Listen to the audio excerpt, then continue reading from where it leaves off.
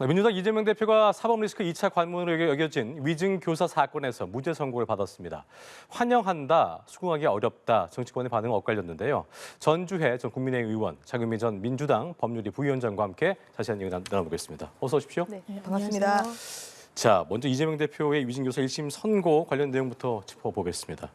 법률 전문가들이 위증교사건에 대해서 사실 유죄 쪽으로 예상을 많이 한 것 같은데 법원의 판단은 좀 달랐습니다. 무죄였는데, 그리고 위증의 당사자죠. 김진성 씨에게는 벌금형이 선고가 됐습니다. 먼저 재판부의 판단에 대한 두 분의 의견부터 들어볼 텐데, 먼저 전 의원님, 오늘 결과 예상 좀 하셨습니까?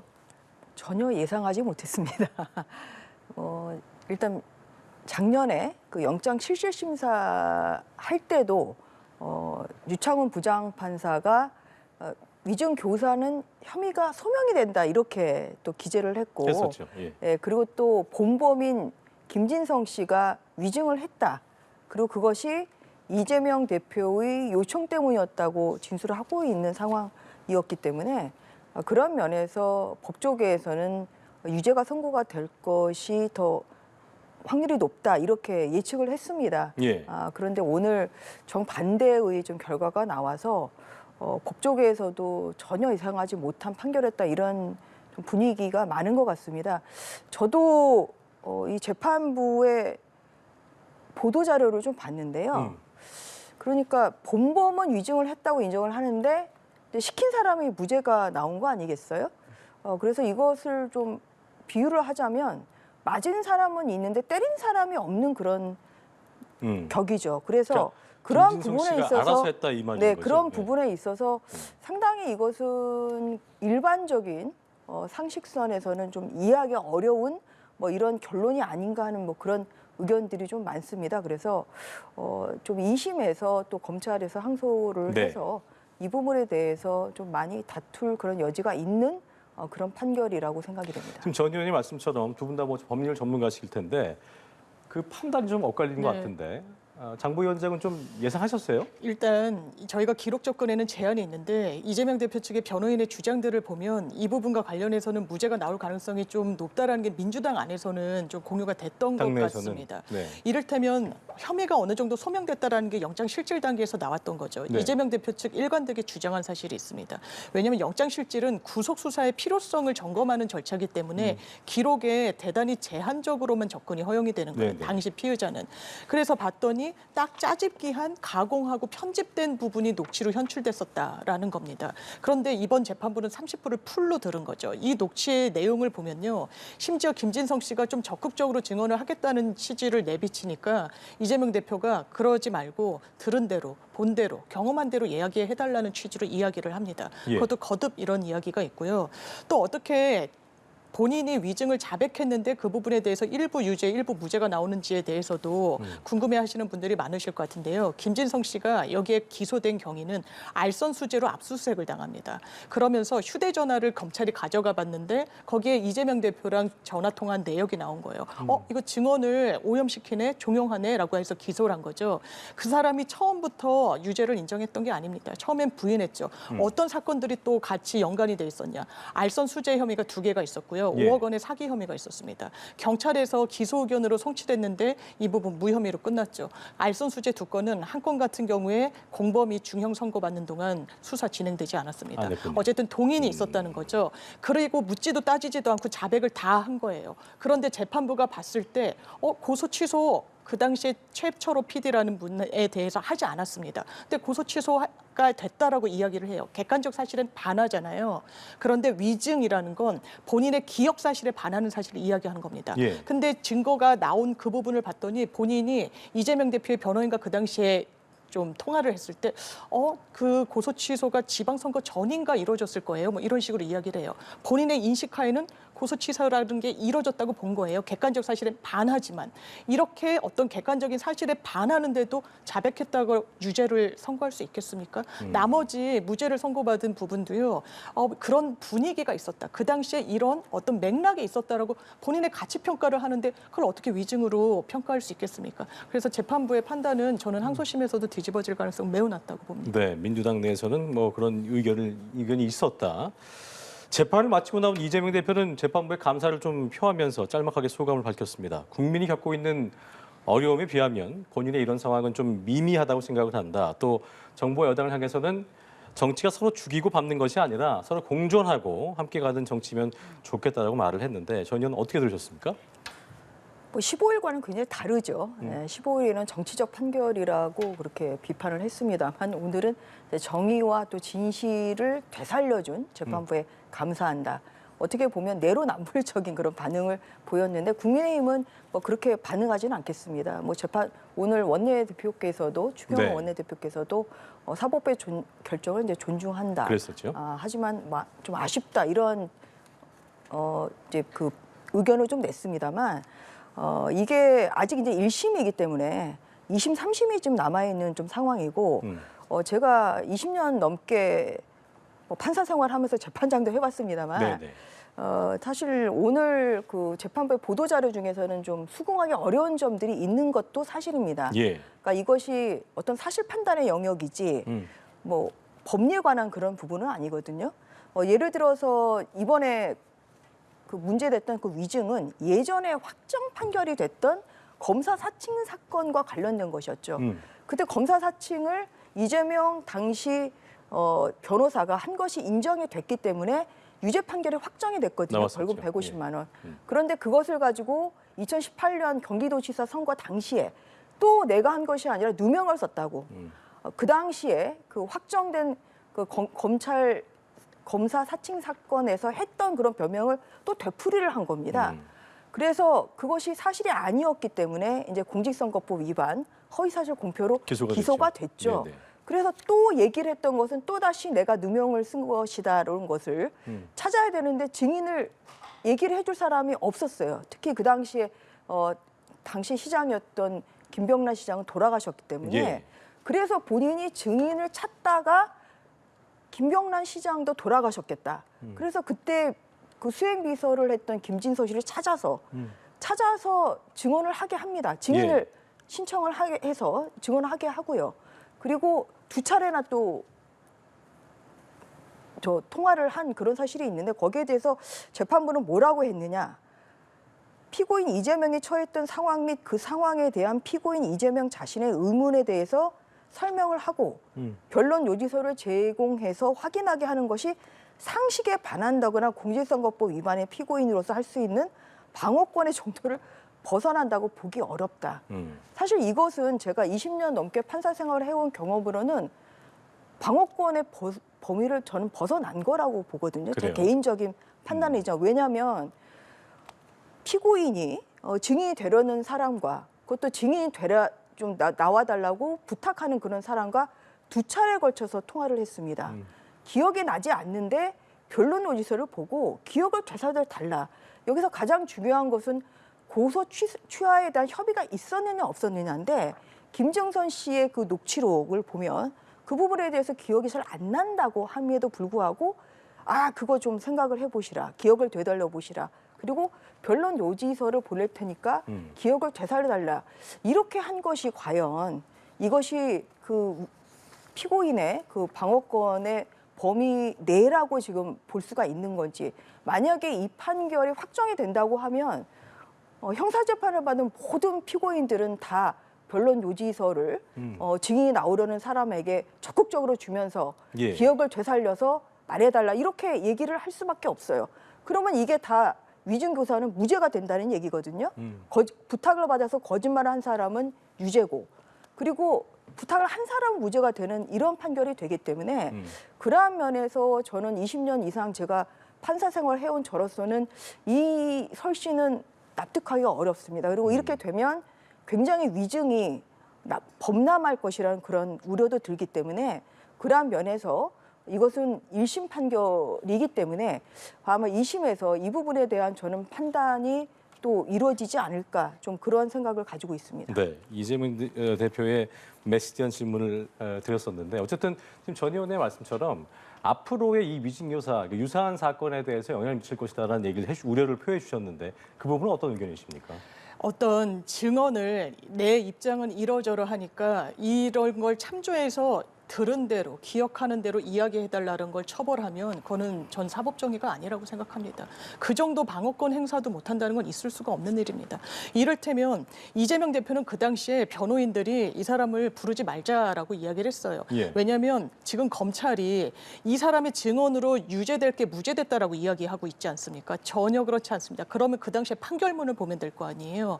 그 당시 판결문에는 왜 검사 사칭에 전력이 있어서 처벌받았는데 억울하다라고 하는 부분, 누명을 썼다라고 하는 부분이 무죄로 나왔느냐. 이 판결문엔 김진성 씨의 증언 내용은 토시 하나도 들어가 있지 않습니다.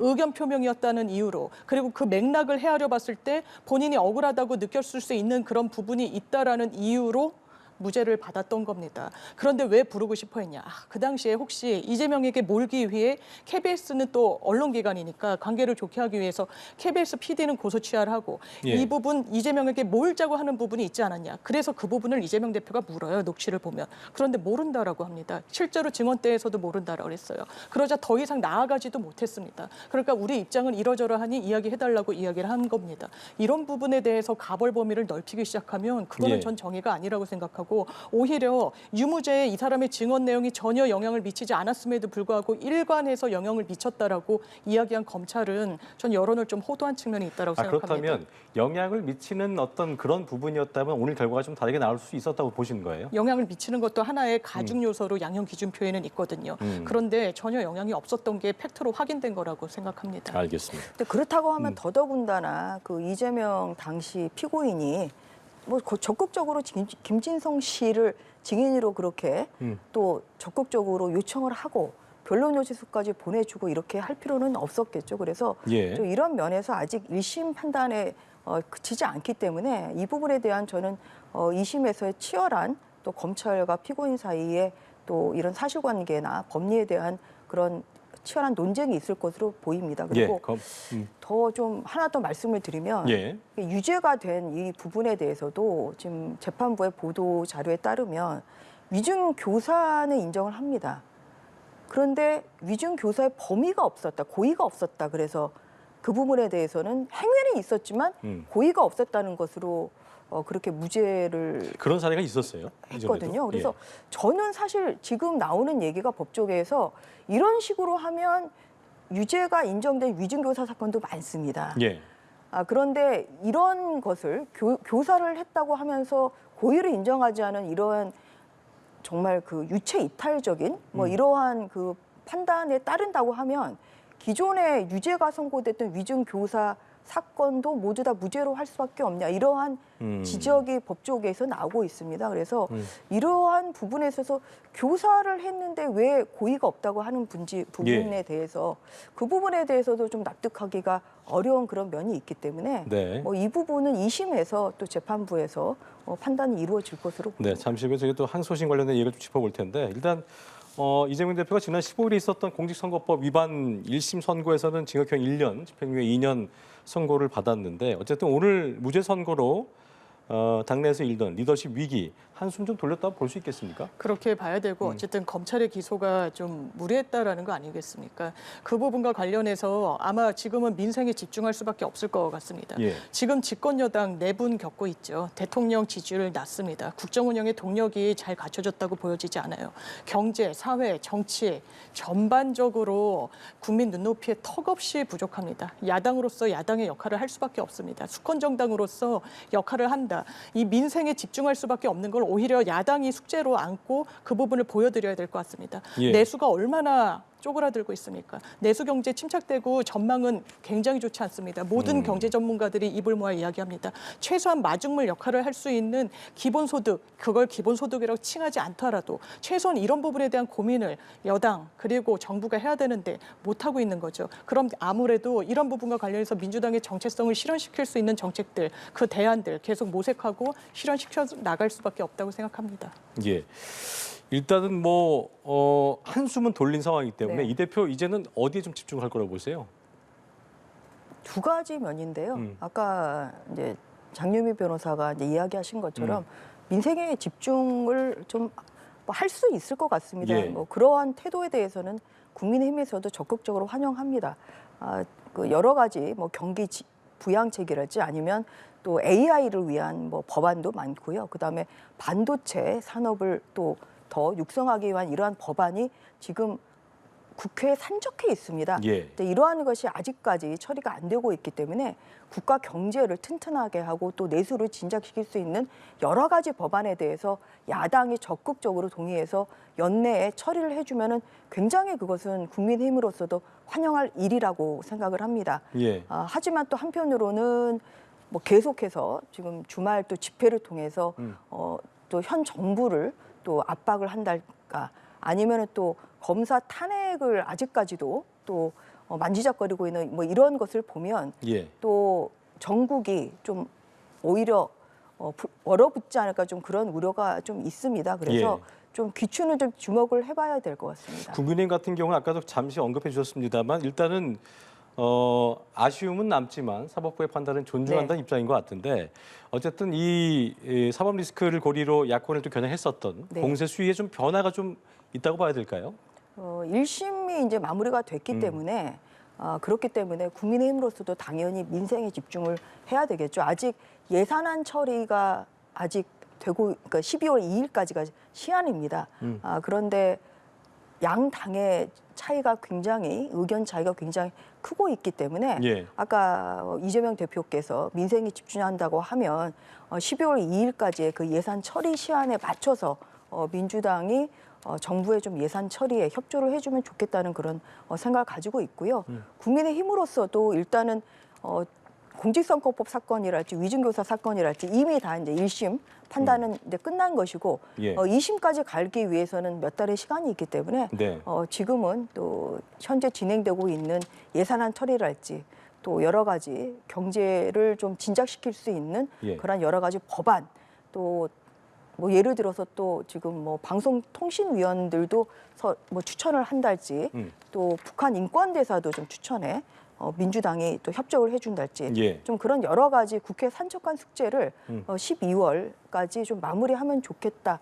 뭐 그러한 뜻을 국민의힘도 가지고 있는 것으로 알고 있습니다. 네, 이재명 대표가 아까 이제 공존의 정치를 강조했기 때문에 이 부분을 좀 이제 국민의힘도 발을 맞출까요? 어떻게 좀 예상하십니까? 왜냐하면 민주당 입장에서는 그런 것 같습니다. 이 정부가 출범한 이후에 수사 기소가 계속됐었죠. 제가 최근에 읽은 책에서는 정치적 정적을 제거하는 것, 정치를 너무 사법의 영역으로 넘길 게 아니라 국민 선택을 받게 하면 되는 겁니다. 근데 오히려 적대적 공생관계라는 이야기가 나올 정도로 서로가 서로에게 반사이익을 주면서 국민 피로감을 높이는 이런 부분이 있는 겁니다.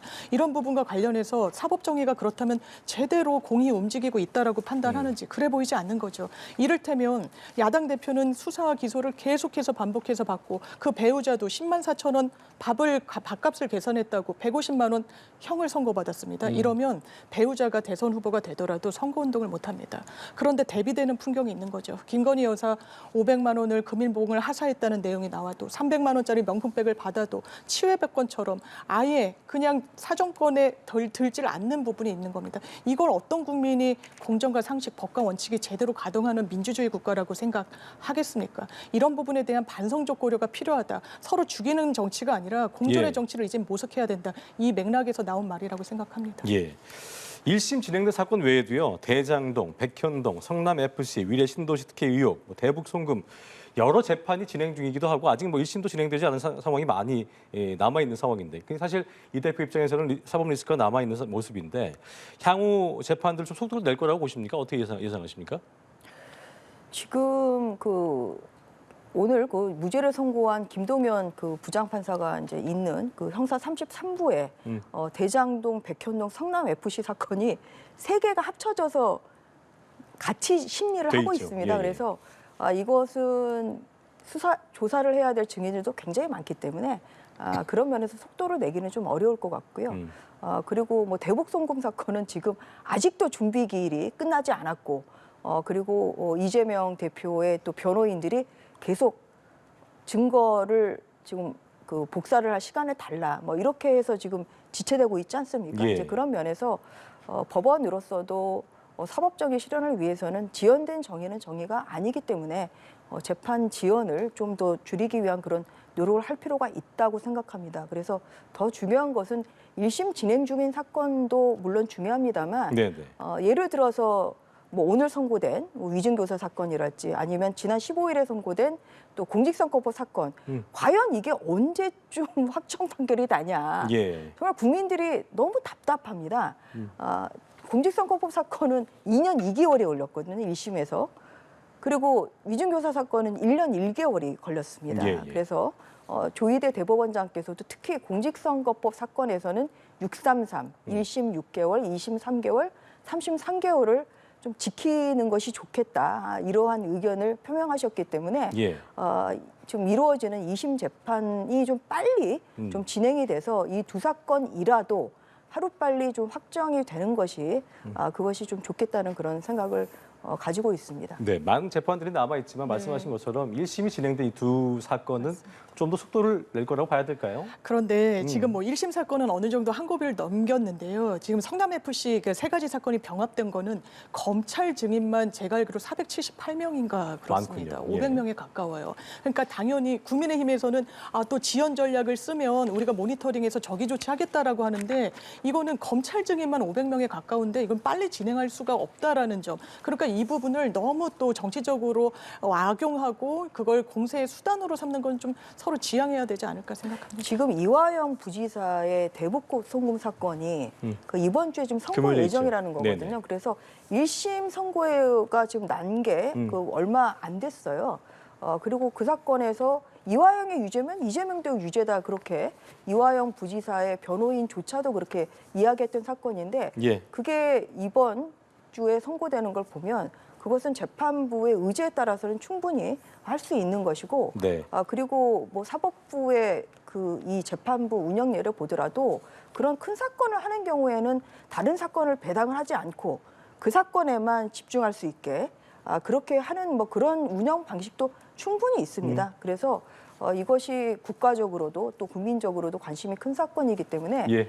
그러한 그 재판을 좀 기간을 좀 줄이려는 그런 사법부의 노력도 저는 필요하다고 생각합니다. 네, 끝으로 짧게 국민의힘 얘기를 좀 해보겠습니다. 네. 국민의힘에서 당원 게시판 논란이 일고 있는데요. 이를 놓고 한동훈 대표와 김민전 최고위원이 최고위 회의에서 공개 설전을 벌이기도 했었습니다. 여당 내에서도 그 의원들마다 입장 차이가 좀 있어 보이는데 해결책이 필요해 보입니다. 어떻게 좀 수습이 돼야 될까요? 그러니까 현재 민생에 집중을 해야 할 이제 국민의힘인데 이렇게 당원 게시판으로 또 시끄러운 모습을 좀 보여드린 것 같아서 또 국민의힘의 당원의 일원으로서 사실 좀 송구하고 네. 무거운 마음을 가지고 있습니다. 특히 당원 게시판은 국민의힘의 열성적인 당원들이 많이 참여를 하시고 계시고요. 그렇죠. 또 제 주위에 있는 그런 열성적인 당원들이 게시판을 보면서 사실 굉장히 속상해하시고 오히려 더 그 의기소침해 있는 상황입니다. 그런데 이 지금 당원 게시판 관련한 것이 지금 문제가 된 것이 지금 좀 시간이 좀 어느 정도 됐기 때문에 오늘 또 여러 가지 또 최고위원회에서 또 여러 가지 뭐 좀 발언이 또 많이 뉴스거리가 됐습니다만 국민의힘의 그 지도부가 지혜롭게 빨리 예. 이 사태를 좀 종결시키려는 그런 노력을 할 필요가 있다.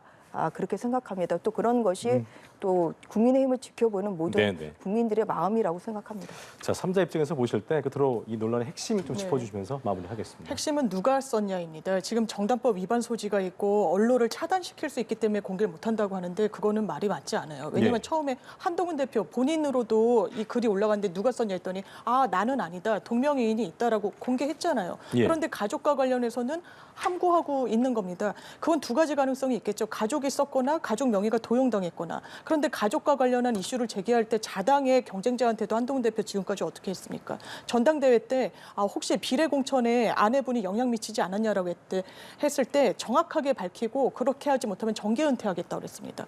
그렇게 반발하고 하던 모습이 싹 사라진 부분은 오히려 오해를 자초할 수 있으니 이 매듭은 한동훈 대표만이 지을 수 있을 것 같습니다. 알겠습니다. 지금까지 정치권 이슈 전주혜 전 국민의힘 의원, 장유미 전 민주당 법률위 부위원장과 함께했습니다. 두 분 오늘 말씀 고맙습니다. 감사합니다. 고맙습니다.